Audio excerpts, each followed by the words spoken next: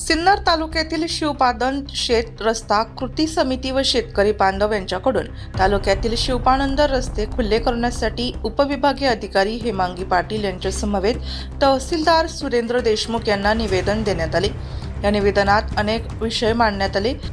राज्यातील सर्व जिल्ह्यांमधील तहसील कार्यालयामध्ये शिवपानंद शेत रस्त्यांसाठी शेतकरी हेलपाटे मारत आहे। दिवसेंदिवस शेतीची होत चाललेली तुकडेवारी, भाऊ हिस्सेदारी यांसह तहसील कार्यालयातील प्रलंबित रस्ता केसेस, शेत रस्त्याच्या निर्माण झालेल्या समस्या यांसह शेतकरी शेतीमधील कमी होणाऱ्या मनुष्यबळाच्या उपलब्धतेमुळे आणि यांत्रिकीकरणामुळे शेतीमध्ये पेरणी,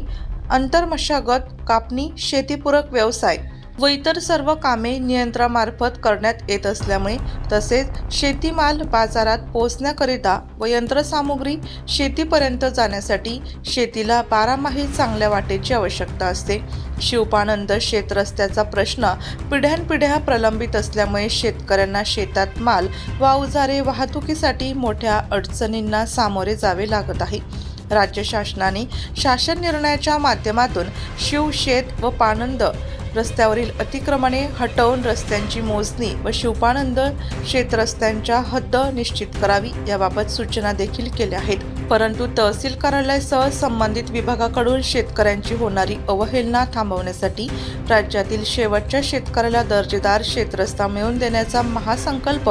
महाराष्ट्र राज्य शिवपानंद शेतरस्ता चळवळीचे प्रणेते शरद पवळे, राज्य समन्वयक दादासाहेब जंगले पाटील यांच्या वतीने करण्यात आला असून अनेक शेतजमिनी शेतरस्त्याअभावी पडीक पडत चालल्या असून अनेक फौजदारी स्वरूपाच्या घटनाही समोर येत असून रस्त्याअभावी शेतकऱ्यांना कवडीमोल किमतीने शेतजमिनी विकण्याची वेळ शेतकऱ्यांवर आली असून अर्ज बनवण्यापासून ते कोर्टाच्या अंतिम निकालापर्यंतचा शेतकऱ्यांचा पिढ्यानपिढ्या चाललेला संघर्ष थांबवण्यासाठी शिवपानंद शेतरस्ता कृती समितीने सिन्नर तहसीलदारांना निवेदन देऊन बैठक घेऊन तालुक्यातील शिवपानंद शेतरस्ते तातडीने खुले करण्यासाठी शासन निर्णयाच्या अंमलबजावणीसह